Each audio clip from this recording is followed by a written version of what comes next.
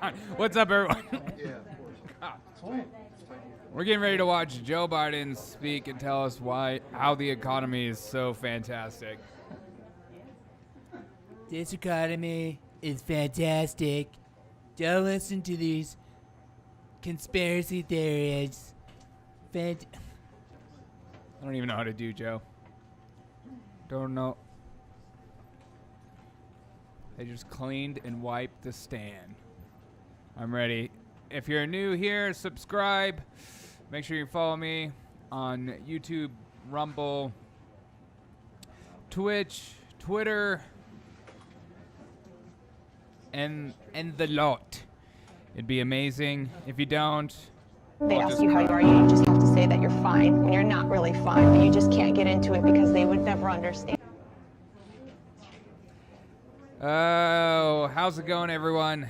As we get ready for Joe Biden to speak. Very exciting time. Very, very exciting time. I feel like we could use some music or something. I'm just saying, mate.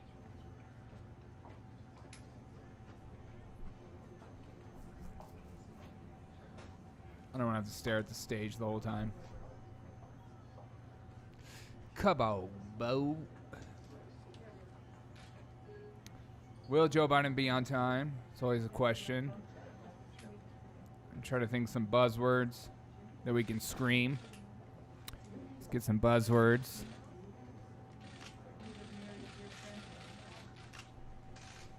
All right, think of buzzwords. Oh. Vaccine mandates. Oh my gosh, she's 5 minutes early. If I hear the word vaccine mandate, we're screaming. Thank you all for coming. Hi. My name is Barbara Jo Warner, and I'm the Executive Director of the Capital Child Development Center.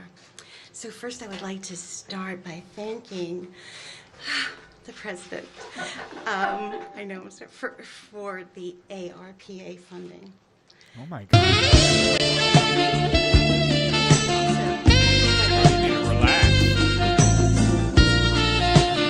Early childhood did an amazing ability to allocate the funds in a timely manner.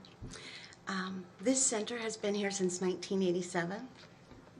We were created by two legislators who wrote a special act to start a child care center for legislative employees. And one of those congressmen is here with us today, Congressman John Larson. Thank you. One of our founders. At the beginning of the pandemic, when everything closed and our income dried up, things looked very grim. But thanks to steps taken by the Office of Early Childhood and the ARPA stabilization grants, we're still here. I also want to thank you for understanding that the one-time infusion of funds didn't solve the underlying problem, which is that most parents can't afford to pay the true cost of the high-quality care that every child deserves. For years, that has meant that women who care for children have subsidized the system by working for poverty wages. We can't charge more tuition because the cost of care is already prohibitive for many families. We aren't able to raise wages for our teachers, and this makes recruiting nearly impossible. And it's not just us. Child care programs all across Connecticut are facing the same dilemma. But Mr. President, the real story today is what you aren't seeing.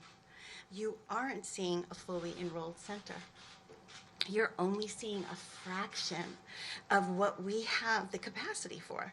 We're licensed for 70 children, and our total roster right now is 20 children. Come on, This is why we're so excited that the Build Back Better program supports children from birth through age 5. If we want to get parents back to work, we must solve the child care crisis. We need a system of care for children from birth to school age that works for families, provides competitive wages for qualified and experienced staff, because in the absence of quality child care, our youngest population are missing the critical learning experiences. God, every time she needed looks for at her, it makes me higher feel order so thinking, uncomfortable. executive function, and language skills.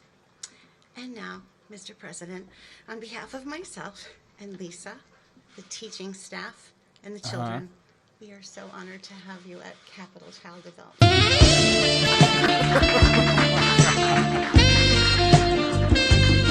As my colleagues have heard me say in a different venue, my mother heard say you're doing God's work, and you really are. You know, I know that Talking a point. lot of people are in desperate need of a facility like this and child care. I didn't fully appreciate it as a young member of the county council when I was 27 years old. But when I got elected to the United States Senate, and I was 29, I wasn't old enough to be sworn in yet. Between the time I got elected and the time I actually ultimately went to the Congress, I turned the eligible age of 30.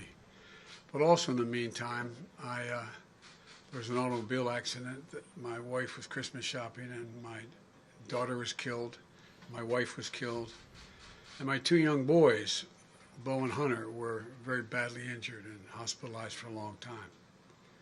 And so I thought, well, I'll get some help. And I was making a decent salary as a U.S. Senator, $42,000 a year. That was a decent salary. And I could not afford the child care. Everybody wonders why I commuted every day 265 miles a day to be back and forth with my children. I could afford the train, it was cheaper, to be able to take every day so I could kiss my boys. It wasn't Ozzie and Harriet, but we'd have breakfast in the morning. God, this is They ask you depressing. how you are, you just have to say that you're fine when you're not really fine, but you just can't get into it because they would If I never got home in understand. time to have dinner, it was seldom I'd get home in time to have my dinner, and they'd save their dessert, and I got to see them, kiss them goodnight, and get in bed with them.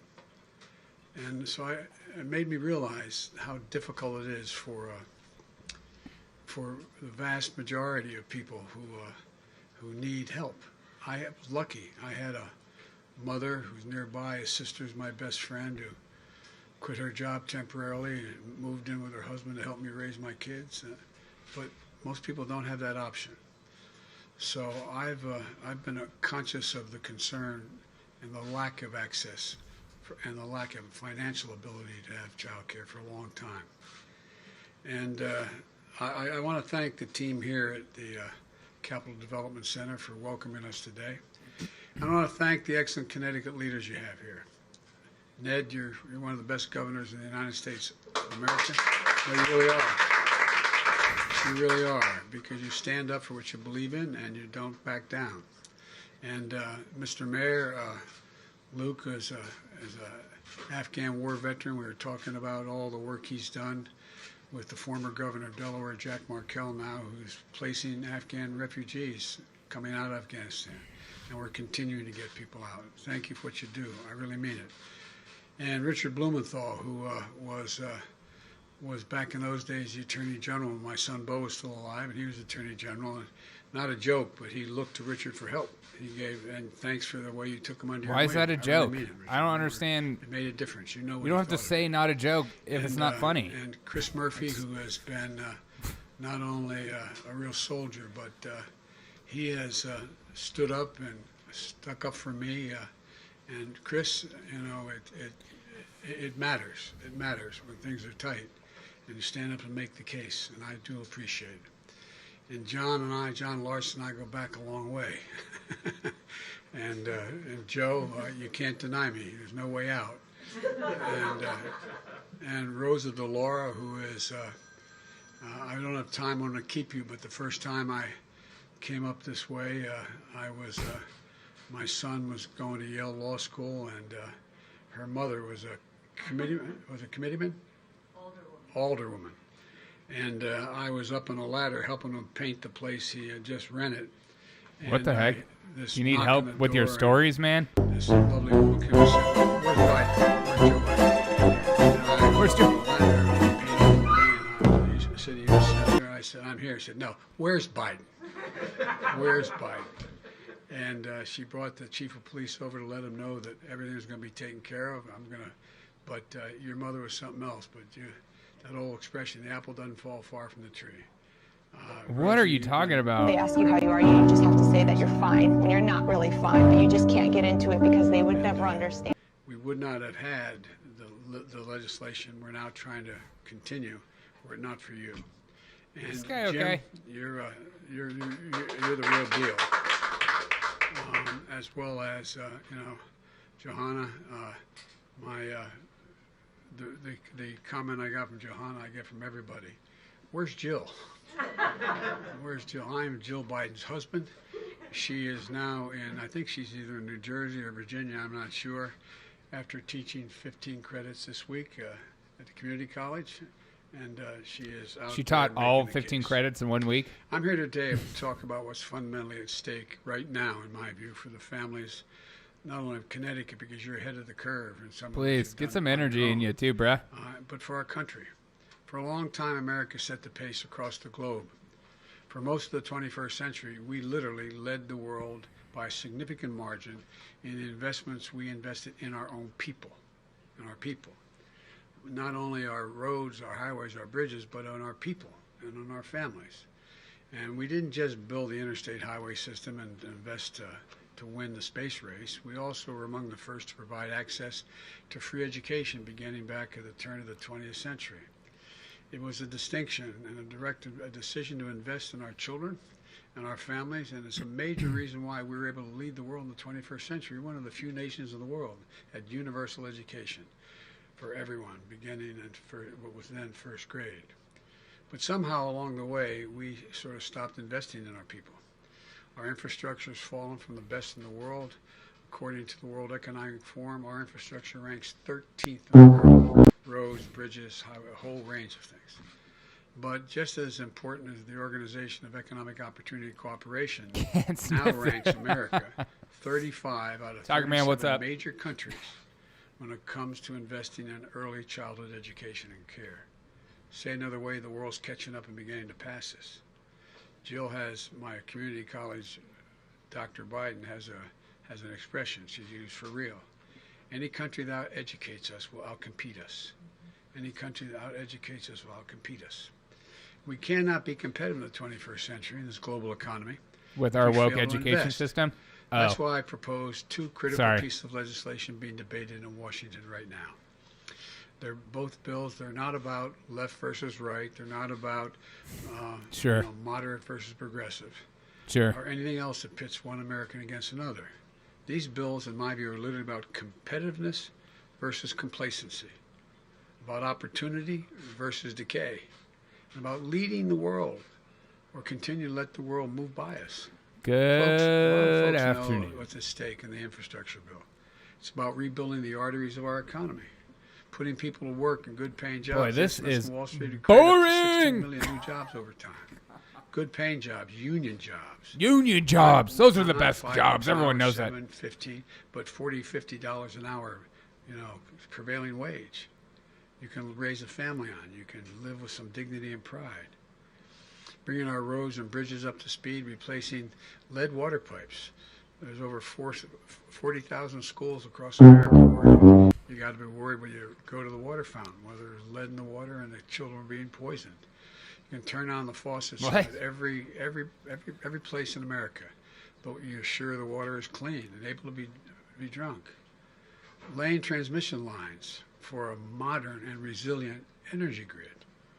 Making high-speed internet affordable and available everywhere in Taxes America, by the mile. urban, suburban, rural. Yeah, he won't talk about the negative stuff in there. He's just talking about parts of the country our infrastructure, which that are economically sure, prosperous. Great. Let's build the infrastructure if that's what the bill's Meeting about. the But it's movement not. on the climate crisis, and in the process, creating millions of good-paying jobs. I've had a couple conferences already held. I'm going to COP26 in Scotland shortly, and what I had with Obama. I had, with Obama. 71 heads of state on the first one I did in the White House. And I said, and people are starting to talk about it now, not about me, about the idea. When I think climate, I think jobs, good-paying jobs, union jobs. This is an Not opportunity. taking away those union jobs, We're Joe. the only country in the world that has consistently turned difficulty into opportunity. We have a chance to not only make Difficulty this by your world more policies? livable, but to actually create greater opportunity for people. Making landmark investments in public transit and rail, and increasing efficiency, reducing emissions. You know, there's millions of kids getting on diesel school buses, and inhaling air, getting asthma. They should be electric buses. Electric buses. That's going to happen. So look, I'm going to have a tendency to say That's a more than I clapping need to point? say because you all understand it. But the bottom line is, I wanted to come here today because too many folks in Washington still don't realize it isn't enough just to invest in our physical infrastructure. There's no lead pipes. We also have to Cast invest in iron our joints. people. Yeah. And that's what the second bill does, the Build Back Better initiative. Seeing children and educators here at this center is a perfect reminder what our families need and our economy needs so badly to be able to thrive. You know, you all know the statistics, particularly the teachers here.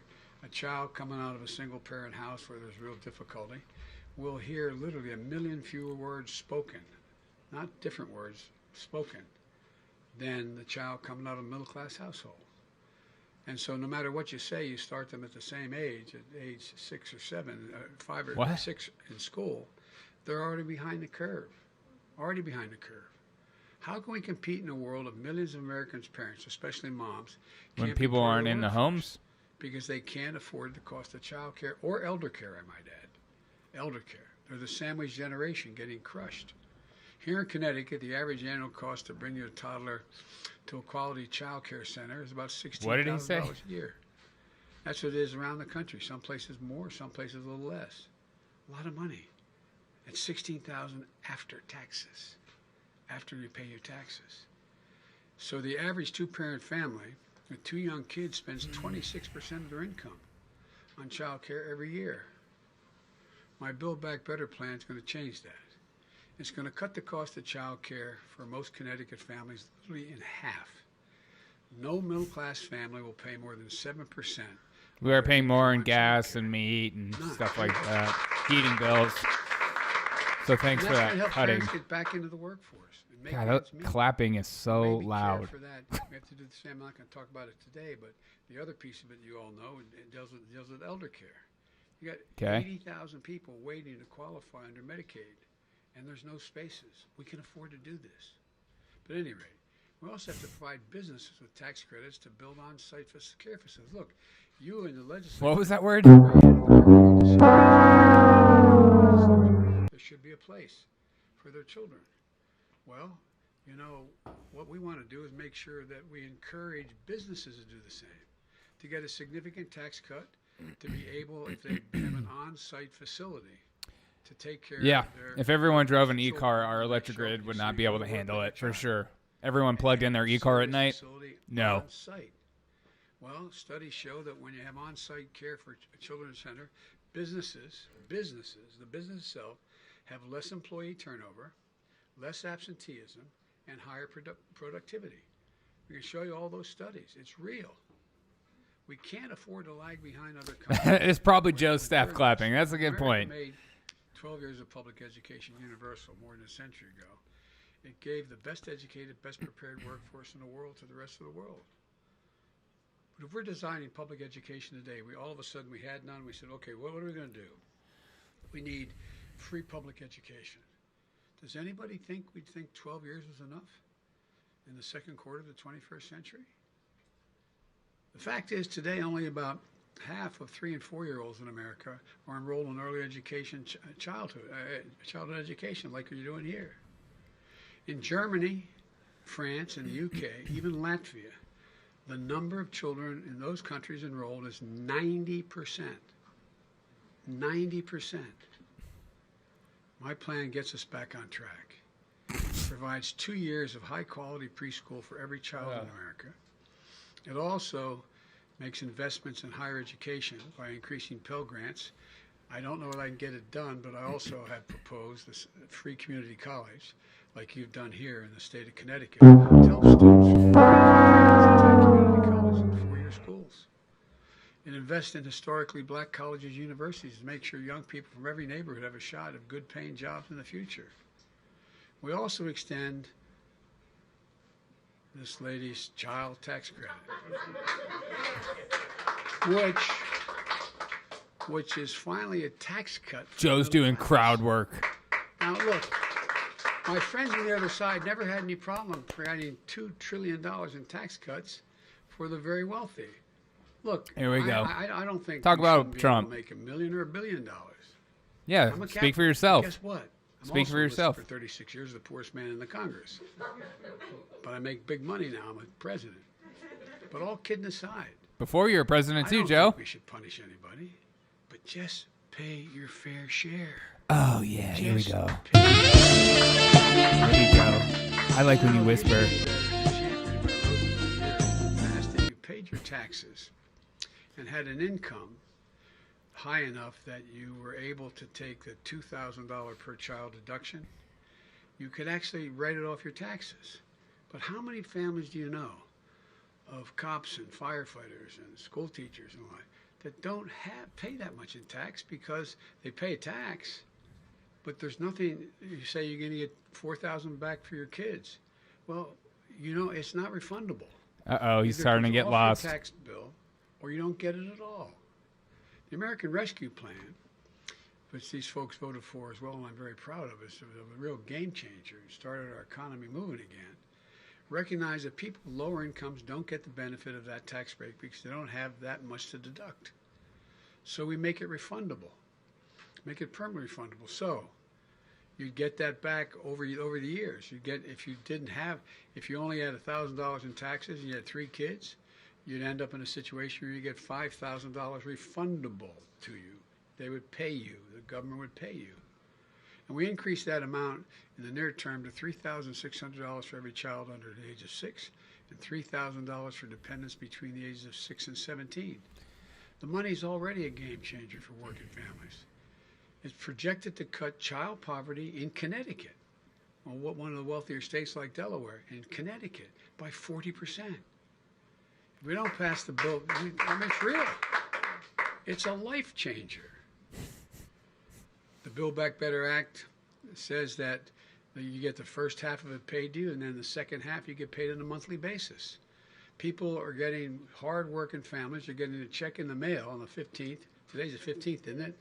Or their bank account, just like you get your You Social tell me, Security Joe. check. Do you know But what it's for day it your is? Do you children. know where you're at? It's for being able to raise your kids.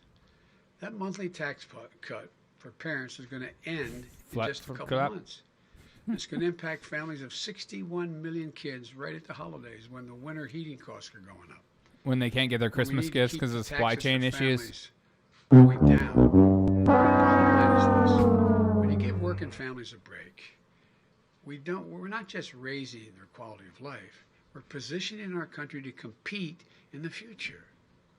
You know, when I talk to all your folks, See you later, on the Tiger Man. playground, as I joked, and so everybody knows I like kids. They like me. That's why maybe I like them. But all kidding aside, you all talked about what it means to the families that these children. And granted, you had to cut way back, and because of a lot of things happening, things aren't the same as they were.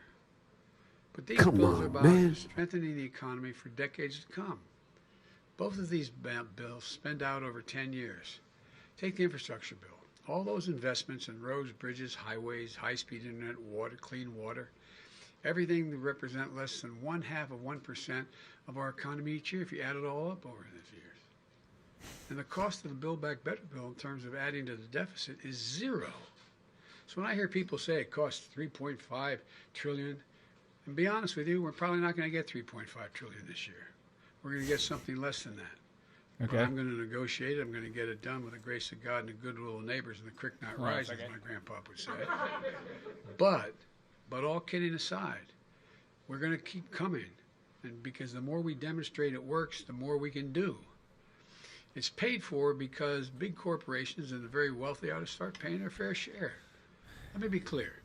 Be clear. Nobody, since I got elected, and when I was campaigning, nobody who makes under $400,000 a year, which is a lot of money, will see their taxes go up one single penny. Nobody. Not one. That's why in the highway bill, I didn't add gas tax. So I keep that commitment. In fact, this plan cuts taxes for working people.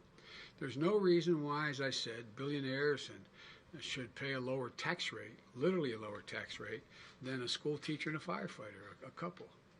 So that's what's happening now. It isn't right that 55 of our Fortune 400 companies, the largest companies in America, last year, 55 of the Fortune 500 paid zero in taxes, and they made $40 billion in profit.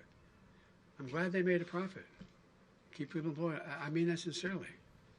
But pay your fair share. Oh, yeah. Pay your fair share. Of what we lay out in this piece of legislation. And by the way, I've had a number of Fortune 500 companies come to me and say, you're right. We can pay a higher tax than we're paying now. Cool, like they who? understand the impact if we don't invest like we have to on their long-term health and well-being. This needs to change. Working folks understand it. That's why, despite the attacks and misinformation, my plan still has the overwhelming support of the American people when they're told what's in it. They understand that when families have a little more breathing room, Just a little more breathing room. has a lot better shot. My dad used to say, for real. Oh, gosh. My dad was a well-read, well-bred man who was well-read. Regretted his whole life he never got a chance to go to college. And he worked like heck. He'd always come home for dinner and then go back to work. And I remember we lived in a College means nothing now. Home with 4 kids and a grandpa. And you know, my bed was against the wall where my parents' bed was against the adjacent wall. I remember one night, I could tell my dad was just so restless. I was in high school. The next morning I asked my mom, I said, what's the matter with Dad, Mom? They ask you how you are, you just have to say that you're fine when you're not really fine, but you just can't get into it because they would never understand. No health insurance. Well, you know what? My dad's not, we weren't poor. My dad made probably on average in those days $22,000, $25,000 a year, which is a decent salary. But he used to say, everybody's entitled to just a little bit of breathing room. God, how many times are you going to say that? A little bit of breathing room. You know, they know this is about dignity and respect. It's about building this economy from the bottom up and the middle out. I've never seen a time, and some of you may have, beyond my colleagues in the Congress, the press may have your master's or doctorate degrees in economics. Name me a single time in American history when the middle class was doing well that the wealthy didn't do very, very well. Name me a time. One single time in American history. So we're not hurting anybody. We're just making sure everybody gets a shot. Let me close with this. And this is not hyperbole. The world is watching. No one thinks you're joking, Joe. Autocrats believe that the world is moving so rapidly that democracies cannot generate consensus quickly enough to get things done. PhD of taxation. Yeah. I've had hours Not a joke. He just said not a joke again. Meetings and personal conversations with Xi Jinping.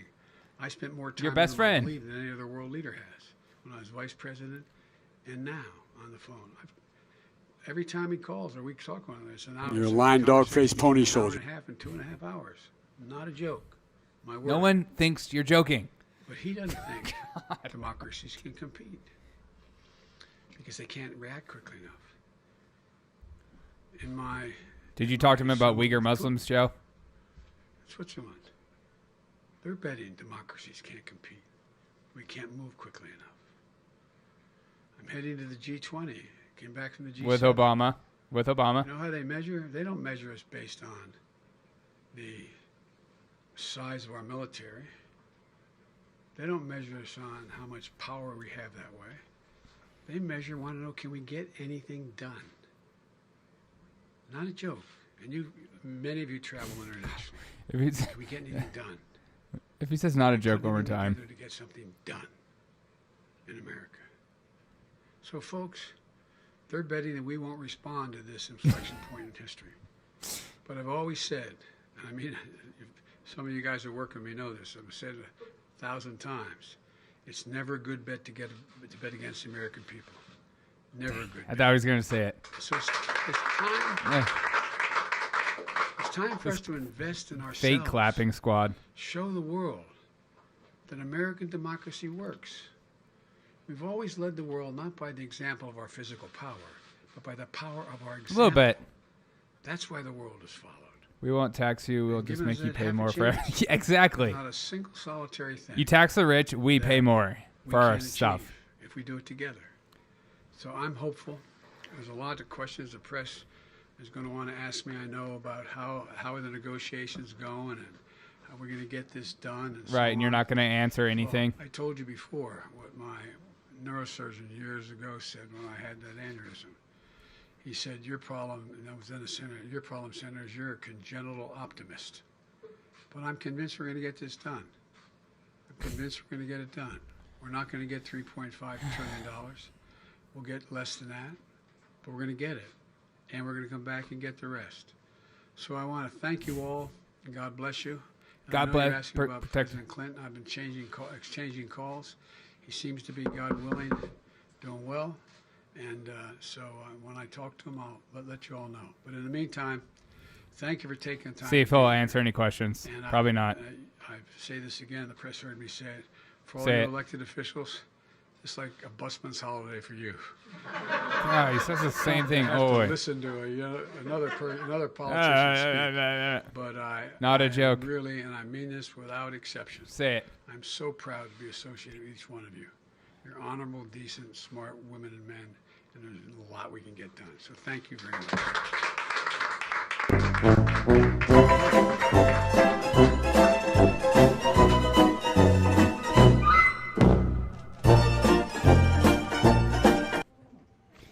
Oh, there goes our fearless leader, Joe freaking Biden.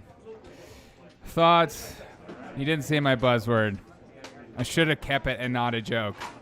I feel like I let you guys down.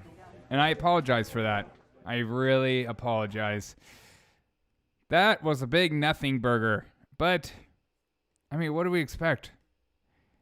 Everything's just the same talking points. Scranton, breathing room, middle out, buses should be electric. There's nothing revolutionary in this bill that he wants to talk about. He only wants to talk about the good stuff, about pipes and infrastructure and roads, school. He won't actually talk about the other stuff like the mild gas tax and, making all the illegal immigrants citizens. All the little stuff we're not going to talk about anymore. But that's what we're all about in today's culture, is just the feel-good factor, not actually getting into the real nitty-gritty of life because we can't handle it. We're too emotionally unstable to handle real conversations about real issues like the homeless in our states. We're too frail to handle that problem. We just want to. I don't know. What are you guys' thoughts on that speech? He's going to be speaking again in a couple hours. I don't know if I'm going to watch it. It's just so boring. It's just so repetitive. He talks about the same thing. Talks about his dad, Scranton, breathing room, growing up, taking the train, how much he made back then. Of course, he doesn't talk about how much he's worth now and his lifestyle now. Did he say, come on, folks, I had $100 on it? I think he did say, come on, folks. So whatever you did, that hit. I don't know if that's probably like a 2-to-1 bet. That's like the odds are like negative 1,000. I just I don't every time I listen to him speak, I just can't understand, even if you hated Donald Trump, why you would vote for this guy. I don't get it. He's Joe Biden. Thanks, guys, for tuning in. Maybe I'll go live a little later and watch Joe Biden again, God willing. Should I go live? Yeah, I'll just go live. Why not? I'll see you guys in a little bit to watch Joe Biden speak again. This might be even worse. Might be like a 5-second thing. And then we'll get into some of your texts and stuff. Here's the volcano. How cool is that? This volcano, though you can't really see, was more exciting than listening to Joe Biden speak. Thanks, guys. I'll see you guys later. Cinque. Welcome to the Derek O'Shea Show, where we discuss culture, news, politics, and more. Sit back, relax, and I hope you enjoy the show. Be sure to tell your friends and family about the revolution.